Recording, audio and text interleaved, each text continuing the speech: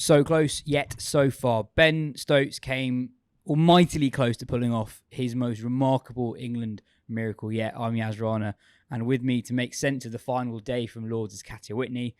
Katya, it's 2-0 Australia, but it could so easily be 2-0 England. Stokes played an all-time of an innings to give England a chance. What was it like to watch what is genuinely one of the great test innings, but not Stokes' greatest test innings? Yeah, it's ridiculous, isn't it? The scoreline really doesn't reflect 2-0, I don't think. And it's really unfair that that innings is going to go down in a losing cause, because it was absolutely mesmerising. It gave such a feel of what it must have been like to be there in Headingley. I actually think you could argue that innings would have been better had the result gone England's way. Yeah, he really picked his right moments to attack, because as soon as Bairstow got out, that was when he really teed off, and he knew there was no recognised batsman left, so it was all on him.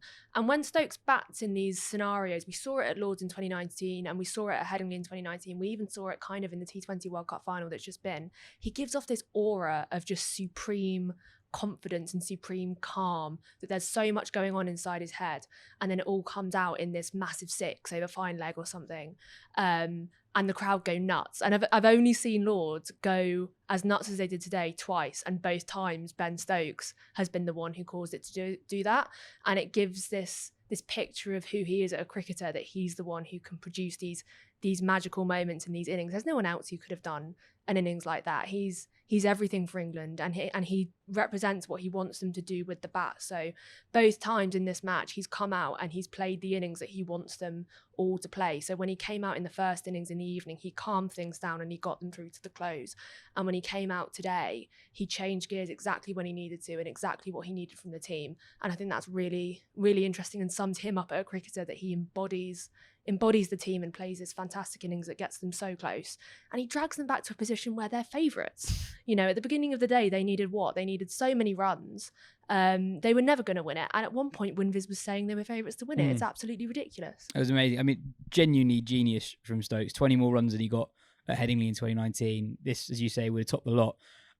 I also like that this was at the scene of one of his 2019 miracles in a very similar scenario, and a more extreme scenario actually than his other 2019 miracle. I was watching it play out today. I don't think anyone controls a cricket ground and a cricket field and where everyone is standing and the emotions of everyone at the venue quite like Stokes does. He sort of bends the situations to his will. And even 160 runs away, you felt not only was it doable when Stokes was at the crease, but you felt that Australia were also feeling that as well. There's so many of that with that Smith dropped catch down there. You almost thought he dropped the game, and England still needed like 100 to win at that point. And you're like, well, he's dropped the game there because he's not going to give him another chance. On Australia, though, and how they managed to kind of contain Stokes. After Stokes raced out the blocks after lunch, Australia did really well to contain him, I thought. So the scoring really stalled in the 45 or so minutes before Stokes eventually got out. And Cummins said afterwards that there were memories of Headingley coming back to him. And there was a little committee meeting on the outfield after Stark got hit for 2 sixes after lunch. And the plan was basically to hide the ball in a way that meant hitting the ball to the tavern stand side of the ground is really difficult. That's down the slope and with the wind. So here's a stat for you. So batting from the pavilion end, Stokes was 74 or 47 after Bairstow got out. Batting from the nursery end, he was 18 or 41. So scoring at one end of the ground was far harder than the other. Katya, unfortunately, we have to talk about the Bairstow incident. It's grabbed a lot of the headlines. He was run out by Alex Carey after aimlessly wandering out of his crease when he thought the over was done, but crucially, before Carey thought the over was done. According to the laws, it's clearly out. The ball isn't dead until it is clear to the bowler's end umpire that the fielding side and both batters at the wicket have ceased to regard the ball as being in play, and clearly Carey didn't think it was dead as he threw the ball literally as soon as he collected it. Cummins said that you essentially do what you want to do and then you leave it to the umpire. Stokes said after the game that he'd have withdrawn the appeal, and he basically said he wouldn't want to win a game like that.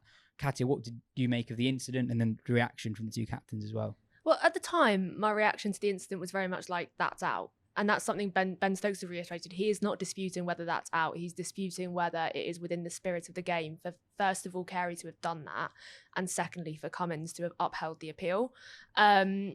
We can bang on about the spirit of cricket, what the hell it is, and, you know, whether it was or wasn't till the end of time. But it was out by the letter of the law. And if anything, this is a case, again, of the law being too ambiguous. What Ben Stokes said in the press conference about the start catch yesterday, he said it could have all been cleared up if the law just said, if the ball is on the ground, it is not out.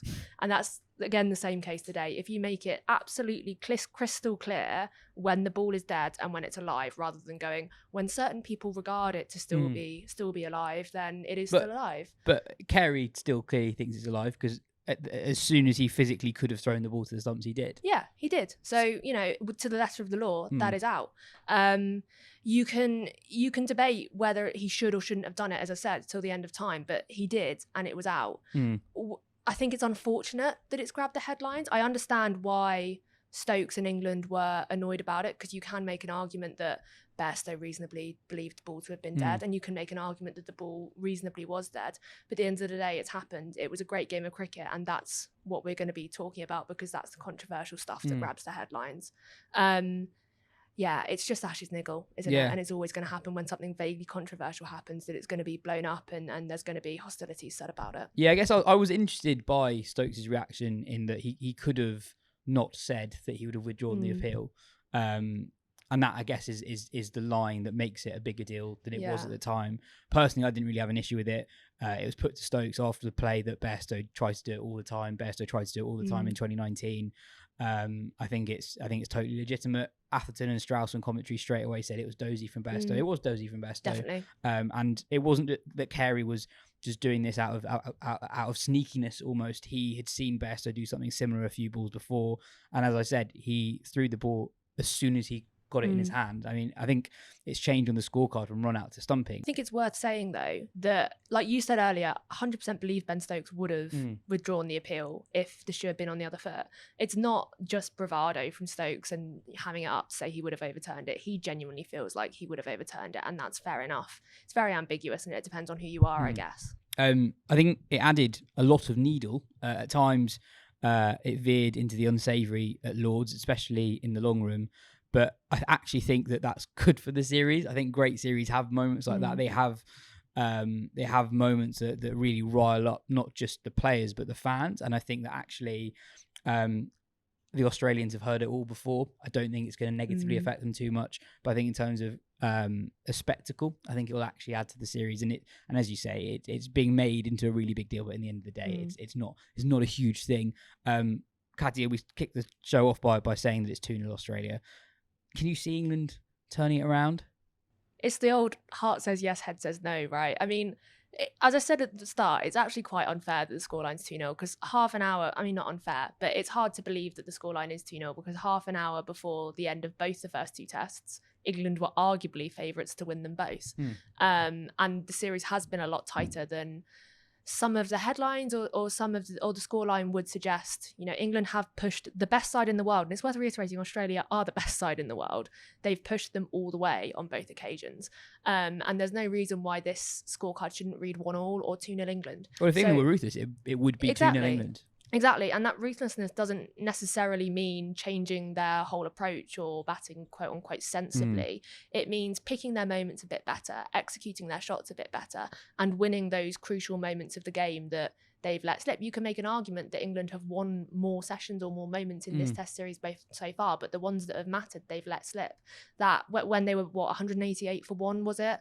If they'd batted more, they batted a little bit longer, what was the end result? 50 runs, then it would have gone their way. And Stokes said in the press conference, he said that he's clear in his mind when he comes out what his role is. He was clear in the first innings that his role was to be there the next day, and he was clear what his role was when he came out today.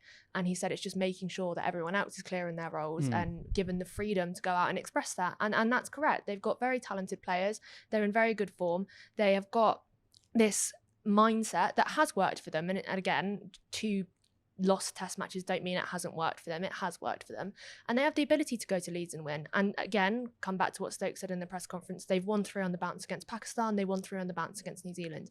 They can win 3 on the bounce against Australia. Whether they will or not, it probably won't happen, but that doesn't mean it can't happen. Well, if it does happen, it'll be one hell of a series. It means it's been one hell of a series already. Thanks, Katya. We'll be back for the first of 2 big fat weekly shows coming your way in the next 4 days before it all gets underway at Leeds.